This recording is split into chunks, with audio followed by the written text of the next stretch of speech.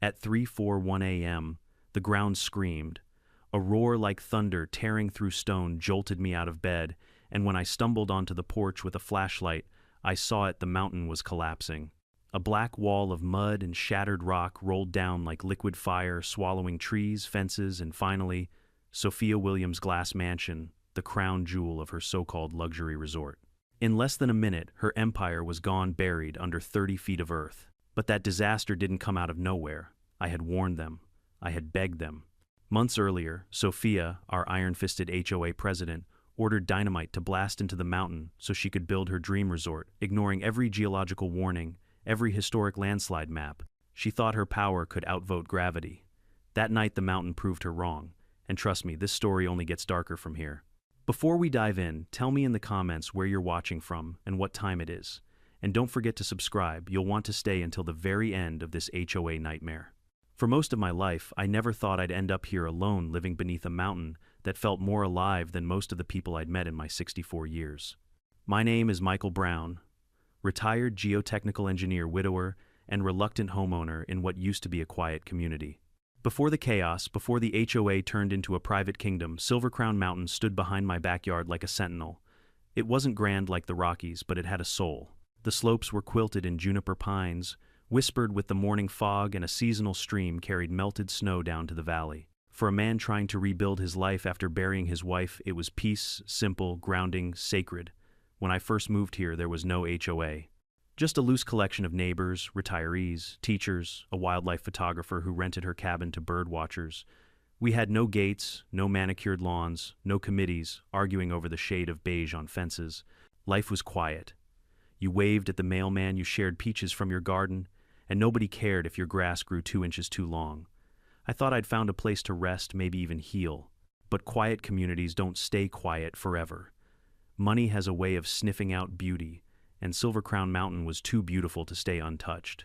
5 years after I arrived, the HOA was formed supposedly to handle trash pickup and maintain a shared mailbox cluster. Harmless enough. But the moment Sophia Williams moved in, everything changed. Sophia didn't ask to be president. She declared it. She was the kind of woman who wore white in the middle of mud season, her blonde hair always styled like she was heading to a gala, not a community meeting. Her first act as president wasn't to listen or learn, it was to dictate. She drafted a 40-page covenant update, grass length limits, paint color restrictions, and absurdly a mountain view preservation clause. No homeowner could plant a tree over 6 feet tall, because as she explained, we can't let personal landscaping obstruct community luxury. Luxury. That was her favorite word. At first, I avoided her. I skipped the HOA meetings. I told myself I'd earned the right to drink my coffee in peace and ignore the politics of petty power. But I didn't stay silent forever. Not when she unveiled her crown jewel, a luxury resort built into the side of Silver Crown Mountain. The first time I heard the words, I almost laughed. A resort here on decomposed granite and shale. This wasn't bedrock. It was fractured, layered, unstable. I knew because I had mapped terrain like this my entire career. I'd stood on ridges in Nevada that collapsed months after developers carved them open. I'd seen orchard land in Monterey vanish into a sink of mud because nobody listened to the warnings. When Sophia pitched her resort dream, I heard the echoes of every disaster I had tried to prevent. But Sophia didn't want to hear about risk. At the HOA meeting where she announced the plan, she strutted to the front of the clubhouse in a cream blazer and heels sharp enough to puncture concrete. Behind her, a projector displayed glossy renderings, a gondola, lifting tourists to the summit, glass-walled villas perched like trophies, an infinity pool spilling into the horizon. She sold it as Silver Crown Mountain Resort, a vision of elevated living. Investors she promised were lining up. I raised my hand reluctantly and cleared my throat. "Do you know what kind of soil you're sitting on?" Her smile didn't falter. "We've spoken to our architect. It's perfectly safe." "Architects aren't geologists," I said. "This mountain is decomposed granite mixed with shale. It's erosion-prone. You move this much earth, you're not building a resort. You're inviting a landslide." The room went still. For a moment, I thought maybe reason had landed, but then Sophia tilted her head like she was speaking to a child. "Mr. Brown, you're retired, aren't you?" That stung more than I let show. She didn't answer my warning. She dismissed me because my paycheck no longer came from consulting firms or government agencies. Retirement in her eyes meant irrelevance. I could see the gleam in her gaze. This wasn't about building safely. It was about building big. Still, I couldn't let it go. I dug into my old files, pulling geological surveys from decades earlier maps that showed slope failures dating back 40 years. I highlighted every scar of past landslides, every drainage channel that hinted at erosion waiting to happen. And I remembered a case I'd consulted on near Santa Clarita. Controlled blasting had turned a hillside into rubble, and 3 years later, heavy rains buried half a neighborhood. The signs were all here. Silver Crown Mountain wasn't a canvas for a resort. It was a loaded gun waiting for someone arrogant enough to pull the trigger. And Sophia had her finger on it. Neighbors were divided. Some, especially retirees like me, worried about safety. Others saw dollar signs. A resort will raise property values, one man argued. Tourism will bring business. They weren't wrong until the day it all came crashing down literally. But greed has a way of muting common sense. I tried again at the next meeting, bringing photos of runoff after a mild spring rain, mud lines 6 inches thick, pressing against my fence. This is after just 1 inch of rain, I told them. Imagine what happens when you blast apart the slope and add thousands of tons of concrete and steel. Sophia waved her manicured hand. Fear-mongering. We have permits. We have professionals. Permits don't stop gravity. Professionals don't rewrite geology. I went home that night angrier than I'd been in years. My wife, God rest her soul, used to call me her living seismograph. She could see the tension in my shoulders whenever I felt the ground shifting beneath my feet. That night my shoulders were tight as steel cables. The mountain wasn't groaning yet, but I could feel it stirring. Days later I woke to the sound I'd dreaded: boom. Windows rattled. Coffee spilled across my kitchen table. Dust billowed from the slopes, rolling like smoke from a wounded beast. They had done it. They'd blasted the mountain. When the dust cleared, I saw a jagged scar across the ridge, raw rock exposed like torn flesh. Birds stopped nesting. The deer trails vanished. It felt like watching a friend stabbed in broad daylight. My mountain, my refuge, had been mutilated in the name of profit. And standing in front of the destruction, giving interviews to a local camera crew, was Sophia Williams, champagne glass in hand, grinning like she had just unveiled the Eiffel Tower. That was the moment my patience died. The battle lines were drawn. It was no longer neighbor versus neighbor. It was me against the entire arrogance of an HOA drunk on power, and I swore as I stared up at that scar that I would not stay silent. The night after the first blast, I couldn't sleep. Dust hung in the air like a fog of accusation, coating my windows, settling into the creases of my porch furniture. I sat with a legal pad, jotting notes the way I had back in my working days: soil composition, slope angles, rainfall averages. It was muscle memory, my old instincts waking from retirement. Because this wasn't just arrogance anymore. It was reckless engineering, malpractice, hiding under the glossy veneer of luxury development.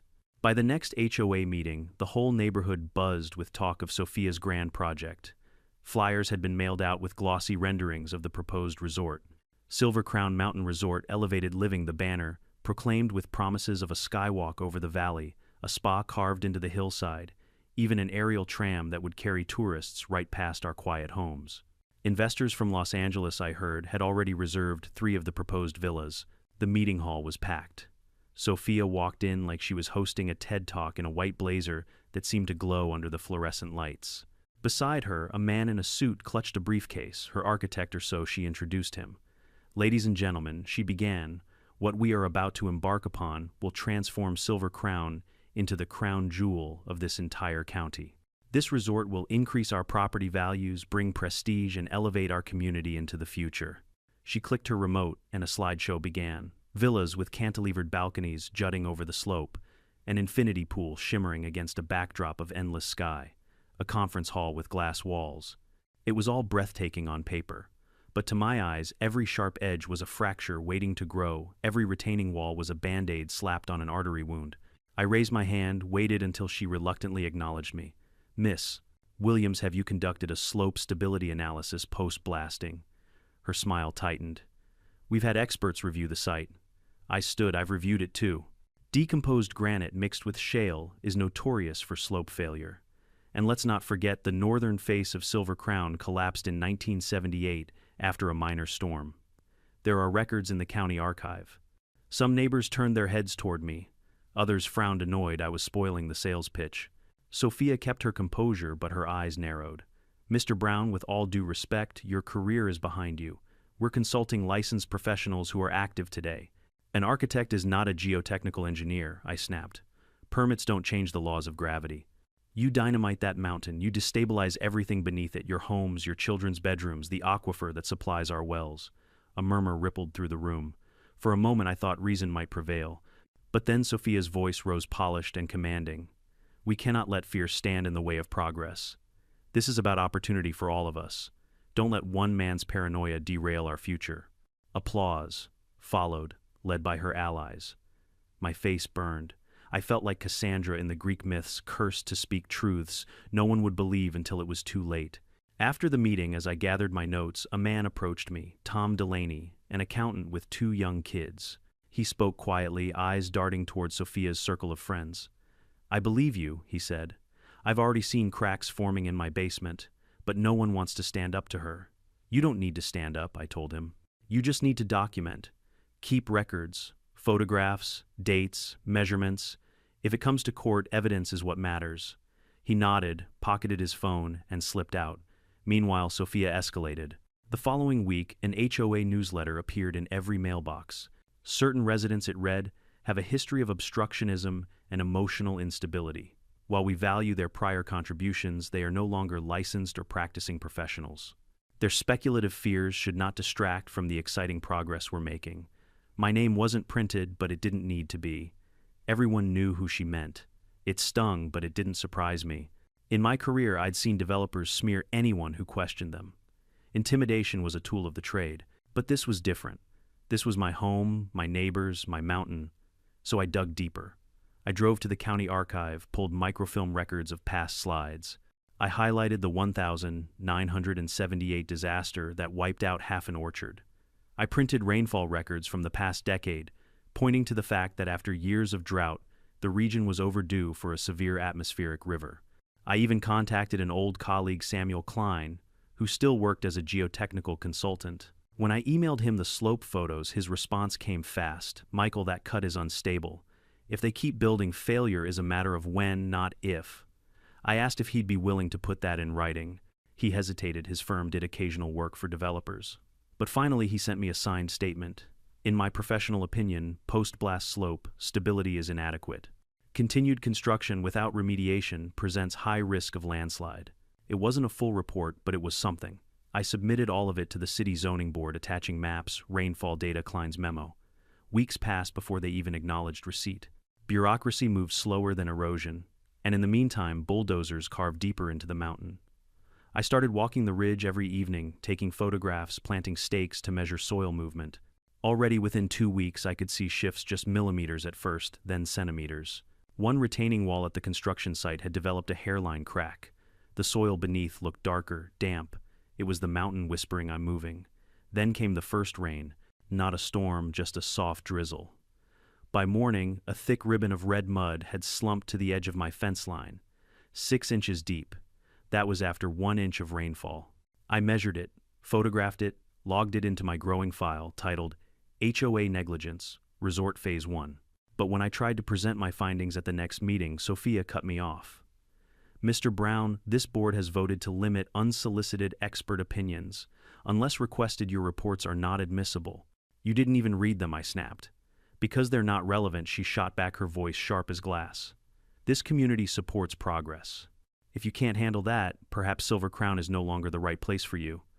The room went silent. Neighbors avoided my eyes. The message was clear. I was being exiled from my own community. That night, as I sat on my porch, listening to the mountain's uneasy groans, anger twisted into something heavier, fear. Not for myself, but for the families down the slope. For Tom's children, for Rosa Thompson, who lived 2 houses down and had just remodeled her kitchen. They didn't understand what was coming. They trusted permits and politicians. But mountains don't care about paperwork. And I knew with every fiber of my being that Sophia's dream resort was no dream at all. It was a nightmare waiting to wake. The morning, the second round of blasting shook the valley. I knew the mountain wasn't going to forgive us. The sound was deeper this time, like a wounded animal groaning under the weight of an old scar torn open again. My coffee sloshed out of the cup as the windows rattled. I stepped outside and felt the tremor through my slippers, a vibration that lingered long after the echo of dynamite faded. Above me, Silver Crown Mountain looked mutilated. Where once there had been terraces of pine and juniper, there was now a jagged wound, raw rock crumbling down into scree.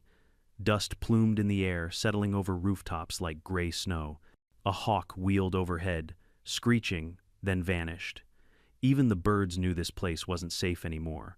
But if you asked Sophia Williams, our self-anointed queen of the HOA, it was a triumph. That very afternoon, she staged a press conference at the construction site. She didn't just wear white this time. She wore a tailored cream suit with a golden brooch that caught every glint of the afternoon Sunday. Behind her, a temporary stage had been erected draped with a banner, Silver Crown Mountain Resort, a vision of elevated living. Neighbors gathered, some curious, others skeptical, but Sophia's investors were front and center. Champagne flutes clinked. A drone buzzed overhead, filming the spectacle for social media. She gestured like a politician at a campaign rally. Today, she announced, we take the first bold step toward redefining what luxury means in our community. Silver Crown Mountain is not just a backdrop, it is our future. Applause erupted from her circle. I stood at the edge of the crowd, arms crossed, fists clenched, so tight my knuckles hurt. My eyes weren't on the champagne or the drones. They were on the slope above, where the newly carved, cut, exposed layers of fractured granite streaked with clay. It wasn't stability I saw, it was a countdown clock. When the speeches ended, I approached the stage holding a manila folder thick with documents. Sophia, I said loud enough for the microphone to pick up, you've destabilized the slope. This is no longer just opinion. This is evidence. She looked down at me, unbothered lips curving in a politician's smile. Mr. Brown, we've had experts assure us. I cut her off, sliding photographs onto the stage. Experts who never tested the post-blast slope. Here, pictures from last week's rainfall. 6 inches of mud at my property line after 1 inch of rain. Historical maps showing a landslide in this exact location in 1978. And this, I held up a signed declaration from Samuel Klein, a licensed geotechnical engineer. He flagged major risk in this zone. Murmurs rippled through the crowd. Sophia's smile didn't break, but her eyes flickered sharp and cold. She leaned into the microphone. Ladies and gentlemen, I respect Mr. Brown's enthusiasm, but we must not allow fear-mongering to derail progress. If he has concerns, he should direct them to the county like everyone else. Meanwhile, we move forward. Her dismissal stung, but it wasn't just about me anymore. It was about the neighbors staring wide-eyed at the photos I'd laid down, whispering to each other. Seeds of doubt had been planted, even if she tried to smother them under champagne bubbles and PR slogans. That night, I filed a formal complaint with the city zoning board, attaching every piece of evidence I had.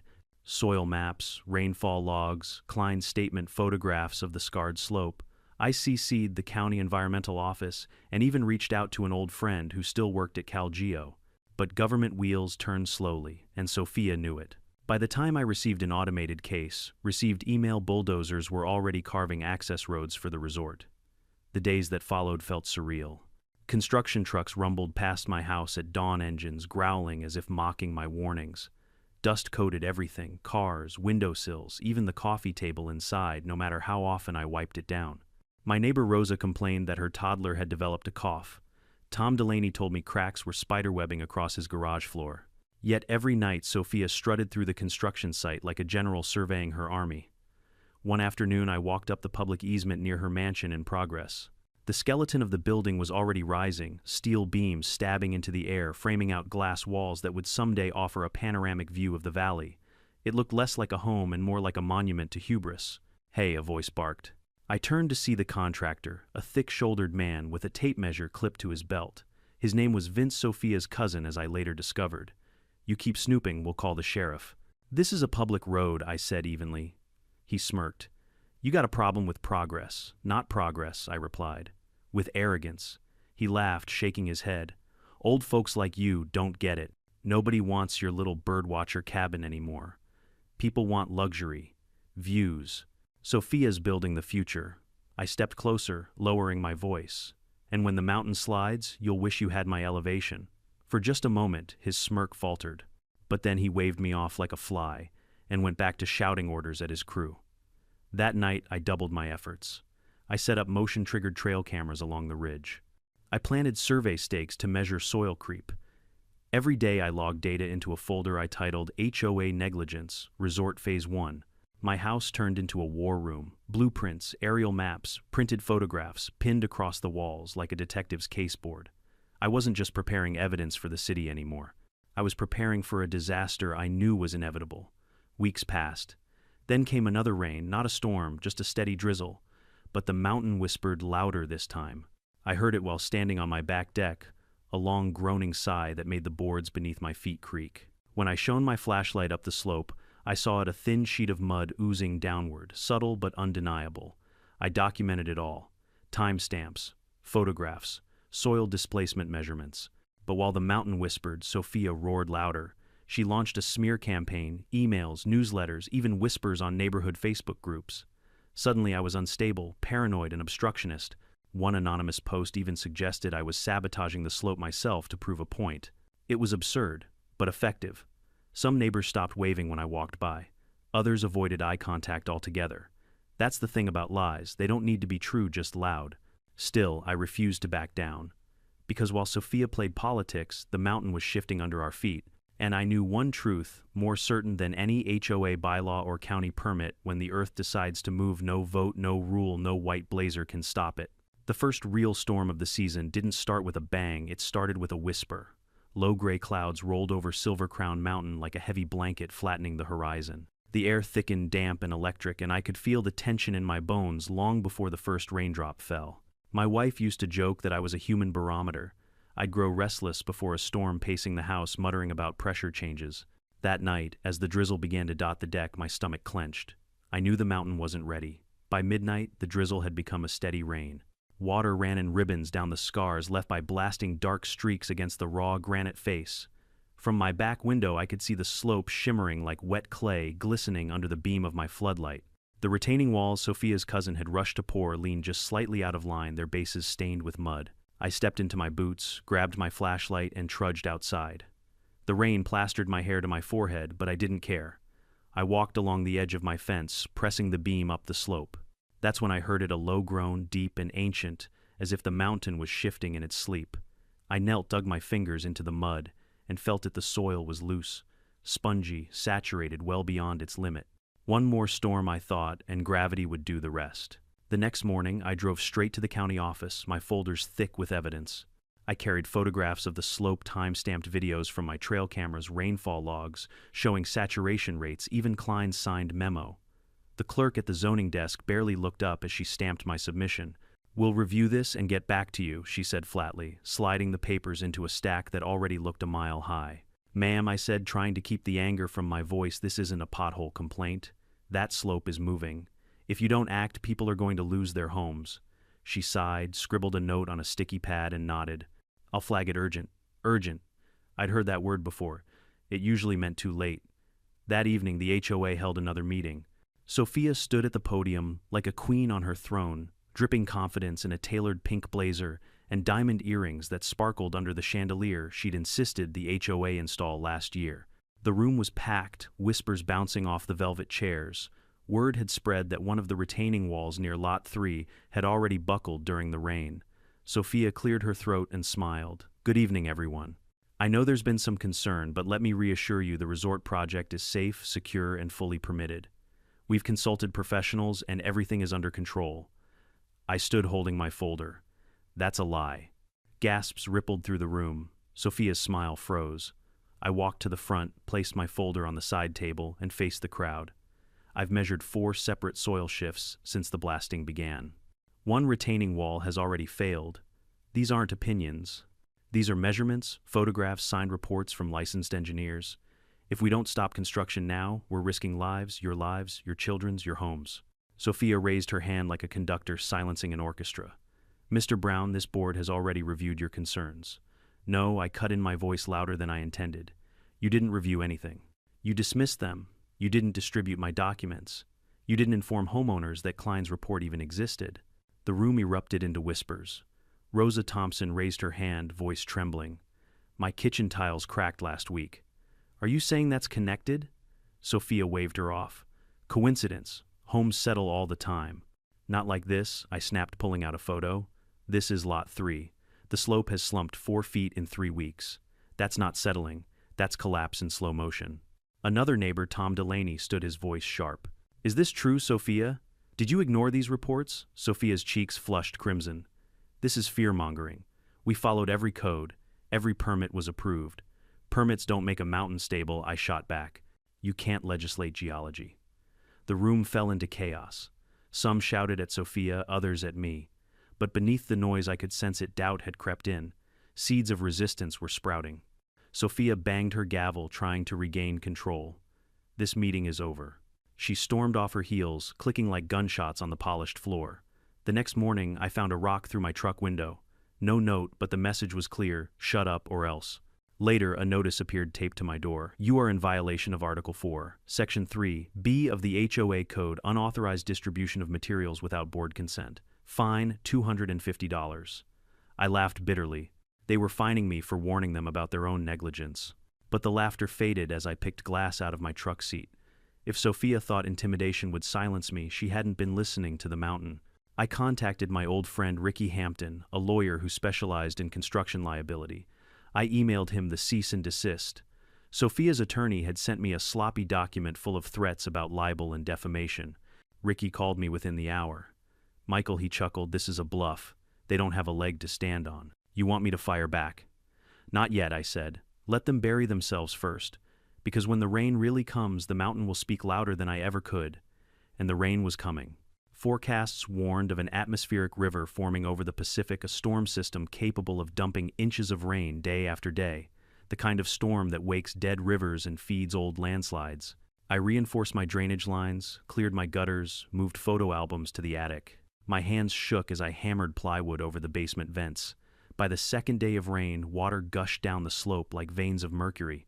My trail cameras lit up all night, capturing soil, slumping in slow-motion rocks, tumbling like dice. At 2:17 a.m., one alert jolted me awake. On the screen, I saw a 20-foot section of the ridge peeling off, sliding down like wet cake. The debris stopped just short of the service road, leading to Sophia's mansion in progress. I screenshotted it, labeled it, logged it, proof, evidence, a timestamp of inevitability. But Sophia didn't slow down. By 8 in the morning, bulldozers were back, pouring concrete footers for another retaining wall. I walked up the hill, rain lashing my face, and called out across the orange fencing. You lost part of the slope last night, I shouted over the engines. Shut this down before someone dies. Sophia, in a white raincoat and matching boots, turned to me with eyes full of contempt. Michael, if you're here to throw another tantrum, this isn't a tantrum. That was a soil failure. You're stacking weight on unstable terrain in the middle of an active storm. You're begging for disaster. She rolled her eyes, turned to her cousin. Vince, remove him. Vince smirked, walking toward me. You've made your point, Brown. Go home. I stepped back from the fence. Just remember this conversation when the slope moves again. And it will. There'll be a timestamp, there'll be video, there'll be court records, and there'll be blood on your hands. Sophia sneered. You're just a lonely old man with a god complex. You don't run this community. I do. She wasn't wrong about the loneliness. The house had been too quiet since my wife passed. But she was dead wrong about the second part. She didn't run the land. The mountain did, and the mountain was done whispering. The storm did not rage, it built. Hour by hour, the rain pressed down harder, saturating the mountain until every slope wept with rivulets of brown water. By the third day, Silver Crown wasn't just wet, it was groaning. You could hear it at night, a sound like furniture settling in an old house, except this furniture was thousands of tons of soil and fractured granite. Every creak was a warning. Every groan was a countdown. I hardly slept. I stayed wrapped in my old military blanket, sitting by the window with my laptop open to the feeds from my trail cameras. Each alert pinged like a gunshot to my nerves. At 1:42 a.m., a frame caught a boulder rolling loose from the scarred ridge. At 2:17, a sheet of mud slid 20 yards before halting at the service road. And at 3:03, one of the retaining walls at Lot 2 leaned 2 inches out of plumb. I documented everything, labeling the files meticulously. Negligence, Phase 2. By dawn, the storm was relentless. Water gushed through drainage ditches, overflowing into yards. Gutters roared like waterfalls. The stream that usually trickled through the valley swelled into a raging torrent, chewing away at its banks. Neighbors texted me frantically, cracks in foundations, doors that wouldn't close, tile floors buckling. At 7:30 a.m., despite the weather, construction crews arrived. I could see them from my porch, silhouettes in ponchos and hard hats. The bulldozers roared to life, mud spraying from their tracks as they lumbered uphill. Sophia's white SUV pulled in minutes later. She stepped out, dressed as if she were attending a fashion show, a pristine raincoat cinched at the waist, designer boots stomping into the muck. And behind her, of course, came the cameras, her hired videographer capturing every second of her oversight, as if she were a heroine saving the day. I couldn't take it anymore. I pulled on my boots, grabbed my waterproof binder of documents, and marched up the muddy road. When I reached the orange fencing, Vince, her cousin and contractor, glared at me. "Not today, Brown. We're working. This slope lost 20 feet of soil last night," I barked. "You can't pour more concrete on a failing structure." Sophia turned visibly annoyed. "Michael, do you practice your speeches in the mirror? Because every time you open your mouth, the sky doesn't fall. The mountain doesn't collapse. It's all just drama. You think geology runs on your schedule?" I snapped. "It doesn't scream, Sophia, it warns. And you've ignored every warning." The rain intensified, hammering the hood of my jacket. Water streamed through the cut slope behind her, carving channels in the raw soil. I pointed. "Look, that's piping erosion. Those channels will undermine your footers before you even finish pouring." She turned to Vince. "Get him out of here." He smirked, stepping closer. I backed away, but I didn't stop. "You'll regret this. Every shovel you move today, every pound of concrete is evidence against you. When this collapses, and it will, your name will be on the death certificate." Her face twisted, fury seeping through her perfect smile. "You're nothing but a bitter old man trying to sabotage progress. You don't run this HOA. I do."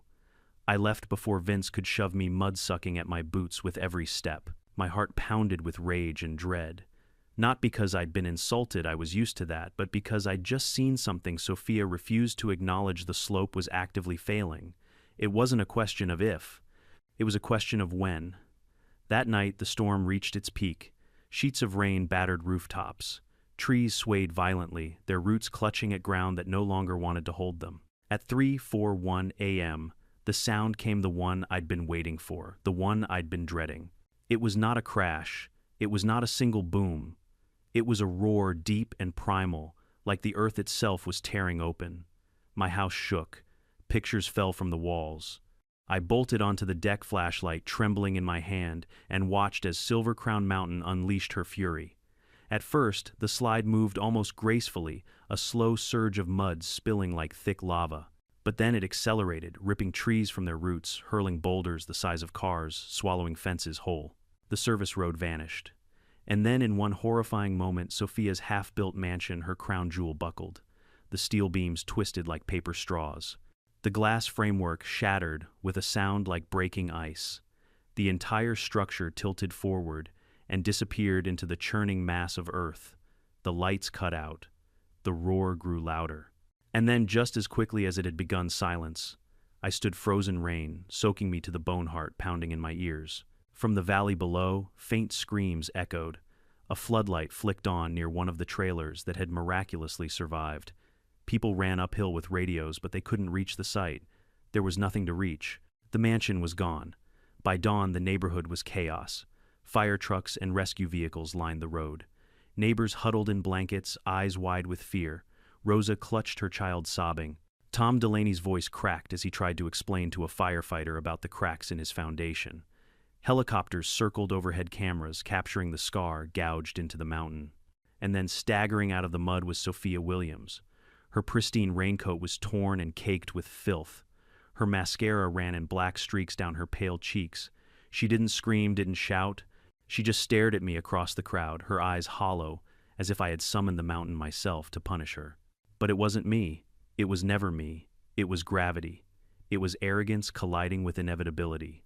Later, as I handed my waterproof case of documents to the county officials, photos, measurements, Klein's memo, rainfall data, I felt no triumph, no vindication, only exhaustion, because while Sophia's mansion lay buried under 30 feet of mud, the mountain wasn't finished. It had spoken once, it could speak again, and now finally the world was listening.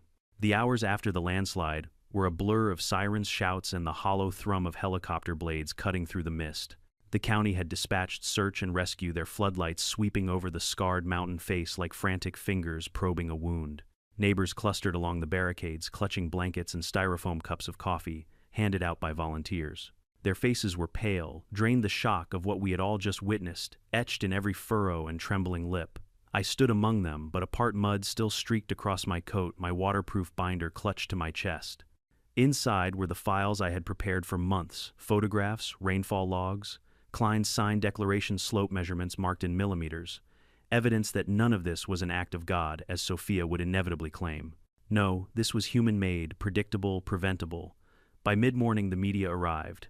Vans parked along the main road, reporters adjusting umbrellas, cameramen zooming in on the mangled remnants of Sophia's mansion now entombed in earth.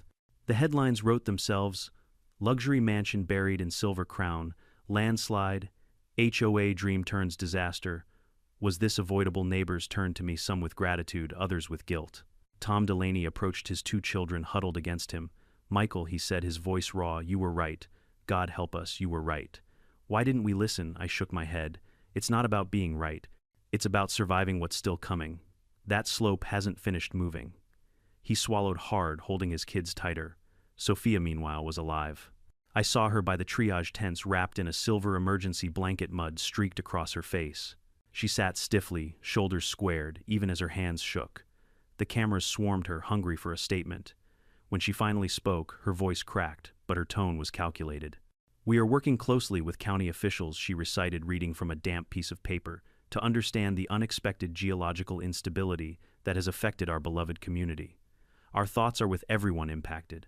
Unexpected geological instability. I nearly choked. She was spinning it already, crafting her narrative before the mud on her boots had even dried. And worse, she wasn't just dodging blame, she was setting up a scapegoat. That afternoon, a newsletter appeared in everyone's inbox. Certain individuals, it read, have contributed to panic and misinformation, complicating the community's response. No names, but everyone knew. My phone lit up with texts from neighbors. "She's blaming you. Michael, don't let her twist this." I didn't intend to. By evening, I drove into town and hand-delivered my waterproof binder to the county planning office. Dean Rollins, the head of land use, an old colleague of mine, met me in the lobby. His face was lined with exhaustion. "Michael," he said, shaking my hand, "I saw the footage this morning. It's bad, real bad. It's going to get worse if they don't halt construction," I replied, sliding the binder across the desk. "Here's everything. Photos, rainfall data, Klein's memo, historic maps." They ignored every warning. This wasn't nature. It was negligence. Dean flipped through the pages, nodding grimly. "We've already suspended new permits." But Sophia and her board are lawyering up, calling it an act of God. "God didn't swing the dynamite," I said coldly. "She did." He exhaled, rubbing his temples. "We'll need a formal deposition. Would you testify?" "Gladly." When I left the office, the media vans were still parked outside, lights glowing against the rain. A reporter shoved a microphone toward me. "Mr. Brown, did you predict this landslide?" I paused, choosing my words. "I didn't predict it. I documented it. I warned them. And I was ignored." The clip aired that night. My phone buzzed non-stop, emails, voicemails, even messages from strangers across the country. Some were supportive. Others accused me of fear-mongering, of trying to profit off tragedy. Sophia's spin machine was working overtime, but so was the truth. The next few days were chaos. Insurance adjusters prowled the neighborhood, clipboards in hand, photographing cracks and collapsed patios. Engineers from the state set up monitoring equipment along the ridge. Helicopters circled twice daily, filming the scar for the evening news. And yet, even in the face of all this, Sophia did not back down. 3 days after the slide, a flyer appeared in every mailbox: notice of interim development, HOA leadership stands strong. Her name was at the bottom alongside Vince's and Cynthia's, her loyal board member. The flyer blamed unforeseeable climate conditions and geotechnical irregularities outside the scope of analysis. Not a word about blasting. Not a word about warnings. Not a word about negligence. That night, I hosted an unofficial neighborhood meeting on my back porch. 30 people showed up, soaked from the mist, faces drawn tight with fear and anger. I brewed 2 pots of coffee and opened a bottle of scotch for those who needed something stronger. "She lied to us," Rosa said, tears brimming. "She told us the reports were fine." "My insurance won't cover the damage," Tom added, "because the construction was flagged as high risk and nobody told me." "Do we have grounds to sue?" someone asked. "Yes," I said simply, "we do. But only if we act together." I laid out the plan file: a collective complaint, demand a full audit of the HOA, and push for Sophia's removal. For the first time since this nightmare began, I saw something flicker in their eyes, not just fear, but resolve. The meeting ended with signatures on a petition. By sunrise, 40 names filled the page. Sophia's empire was cracking, not just in the mountain, but in the community she thought she ruled. Still, the battle wasn't over. Anonymous posts began to circulate online, accusing me of tampering with the slope, of stirring panic to make Sophia look bad. One morning I opened my mailbox to find a letter typed in all caps. The mountain fell because you wanted it to. I took it straight to the sheriff's office. The deputy read it twice, jaw tight. You think this came from Sophia? I think it came from someone she let believe that story, I replied. He slipped the letter into an evidence sleeve. She's already lawyering up. That means her version of events is going to spread whether it's true or not. I left the station, sat in my truck, and stared at the rain streaking the windshield. My wife used to say I had a mountain brain, always humming, always sensing when the ground was uneasy. If she were here, she'd tell me not to let the lies get to me. But the lies were getting louder, and I knew this fight was far from finished. Because Sophia wasn't done clawing at control. And Silver Crown Mountain wasn't done speaking. The courthouse didn't feel like justice. It felt like a waiting room for ghosts, gray carpet flickering, fluorescent lights, the smell of stale coffee, and an undercurrent of fear that clung to every sigh. But I wasn't there to be comfortable. I was there because Sophia had done what I expected her to do. She filed a counterclaim against me, accusing me of inciting panic, of sabotaging construction timelines, even of contributing to destabilization by my constant warnings. The irony nearly made me laugh. According to her lawyers, the landslide wasn't her fault. It wasn't the blasting or the cutting or the arrogance of planting a glass mansion on fractured granite. No, it was me, the retired engineer, the man who spent sleepless nights logging slope data, who had somehow destabilized an entire mountain by daring to speak. But this time I wasn't alone. My attorney Dana Merriweather was a force of nature in her own right. Sharp-tongued, meticulous, unshaken by theatrics. She specialized in construction liability and HOA corruption, and she believed in my case so fiercely it frightened me. On the morning of the hearing, she clasped my shoulder with steel grip. "We're not here to play defense, Michael. We're here to end their game." Inside the courtroom, Sophia sat flanked by two lawyers. Gone were her pastel blazers and golden brooches. She wore navy now, hair pulled back severely, her face pale beneath the lights. Rebranding, I thought. Camouflage. But no blazer could hide the cracks in her composure.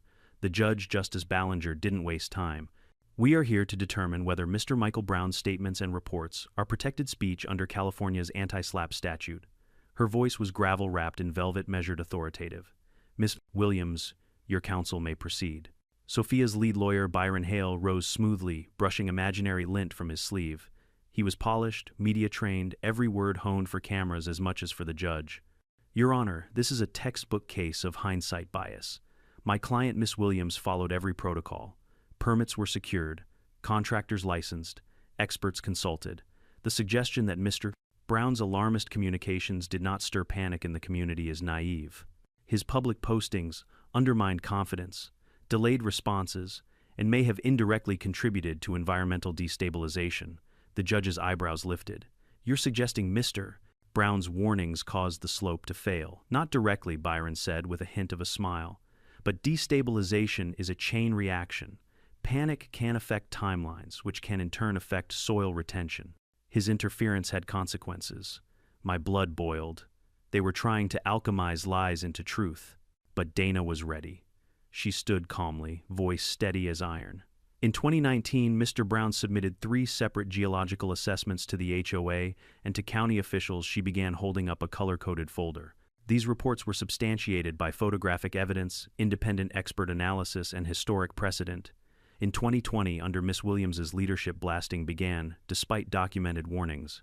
In 2021, a landslide destroyed her mansion in progress, endangered residents, and caused irreversible ecological damage. Now, the very board that ignored warnings seeks to silence the whistleblower who tried to prevent tragedy.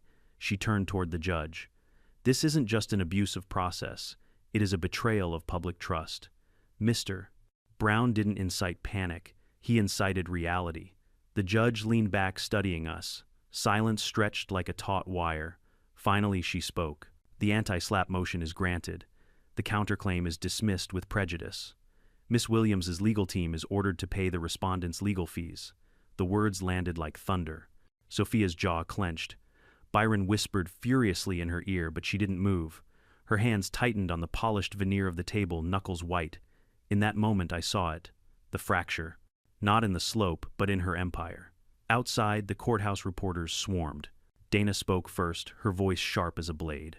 "This is a victory for truth, and for every resident who has ever been silenced by bureaucracy or bullied by those in power." Michael Brown did what the HOA would not. He listened to the land. I didn't want to speak, but a microphone was shoved in my face. My words came low and heavy. There are still homes at risk. This was never about me. It's about making sure what happened on that mountain doesn't happen again. That night, my phone lit up with messages. Strangers from Utah, Colorado, Nevada, people who had lived through landslides, floods, HOA greed reached out. Some had lost homes. Some had lost family. They thanked me for speaking, for fighting. But many warned Karen types don't surrender. They double down. They were right.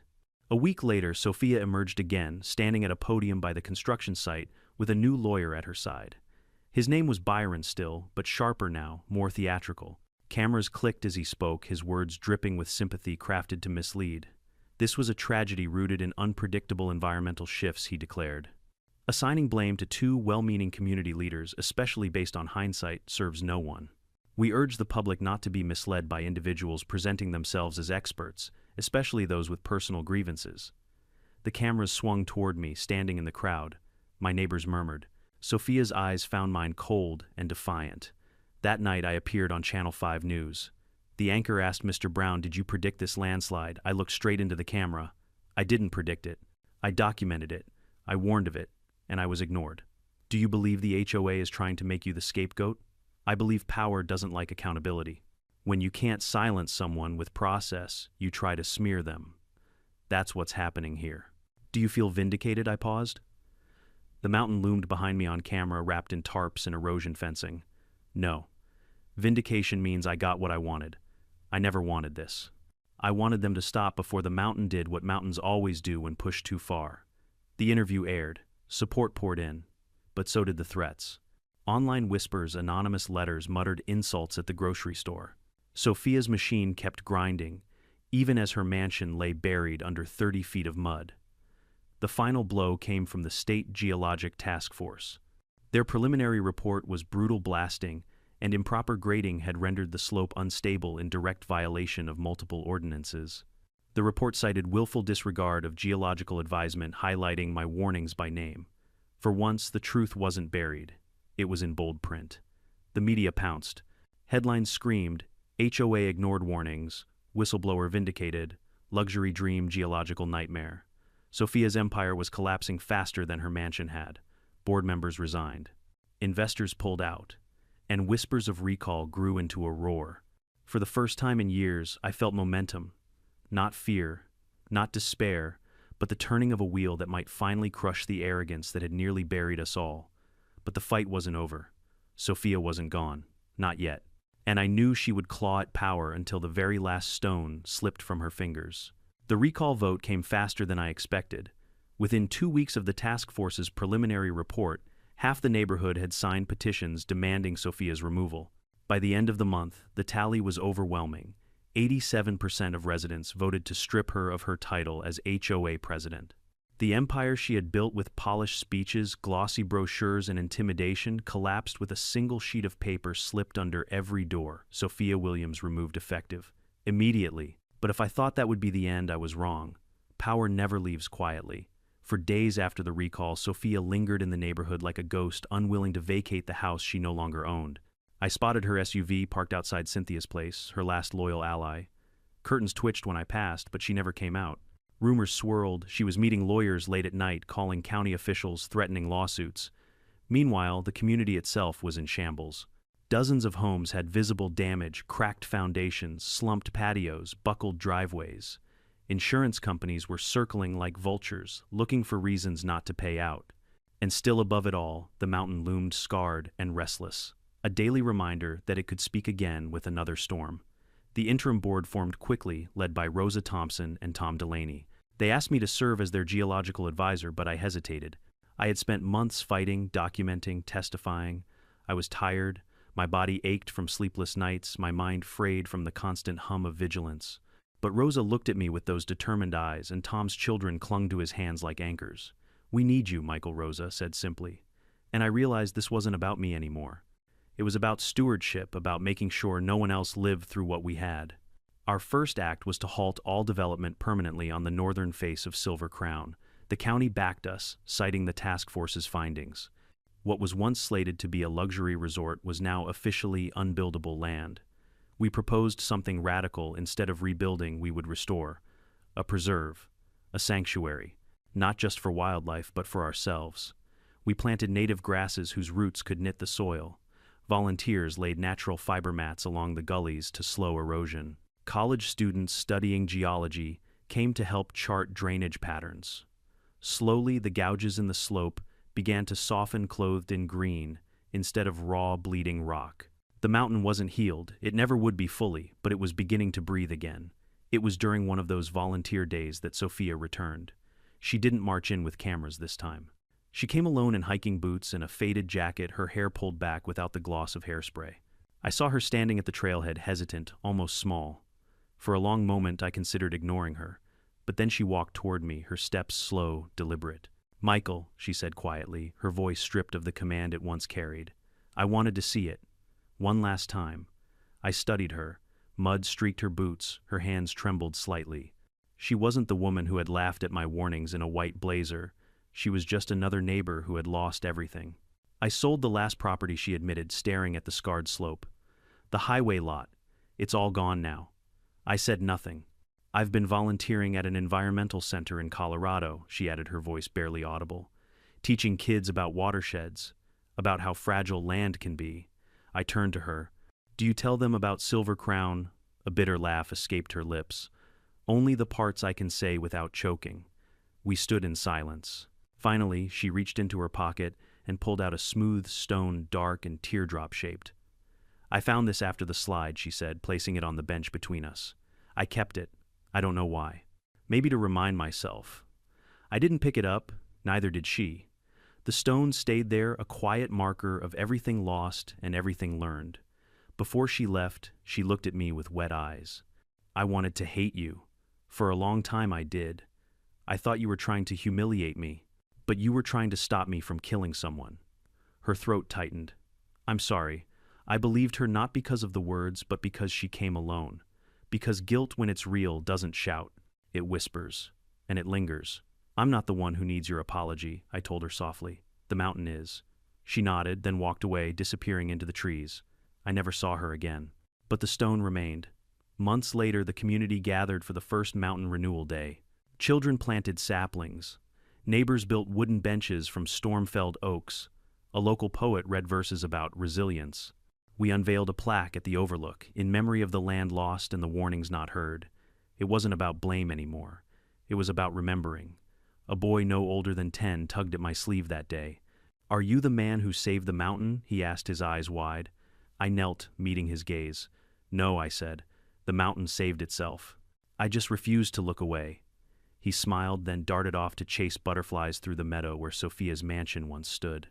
As I watched him, I realized the truth that had been growing in me all along. We don't own the land. We belong to it. It outlives us, forgives slower than we hope, but deeper than we deserve. And if we're wise, we learn to listen before it roars. For me, the battle with Sophia had ended, but the lesson would never fade. The scars on Silver Crown Mountain would remain for decades, softened by grass and wildflowers, but visible to anyone who cared enough to see. A reminder carved into stone: arrogance collapses, but stewardship endures. And for the first time since the landslide, I felt peace. Not silence, the mountain would never be truly silent again, but peace, the kind that comes when you finally understand your place, not above the land, not against it, but with it, always with it. If there's one thing this ordeal taught me, it's that the earth doesn't bend to our will. We can write laws, issue permits, hold votes, but none of it matters when the ground itself has spoken. Silver Crown Mountain reminded us that arrogance has consequences, and that ignoring warnings comes with a price no one can afford. But it also taught me something else. Community is stronger than fear. When we stood together, neighbors, friends, even strangers, we found a way to heal not just the land, but ourselves. And maybe that's the real legacy. So, if you've ever felt silenced, ignored, or dismissed, remember this: your voice matters, especially when you speak for the voiceless, even if it's just a mountain. Tell me, have you ever stood up to something bigger than yourself? Share your story in the comments. And if you believe in listening before the ground roars, subscribe to this channel. There are more stories to tell, and I want you with me when we do.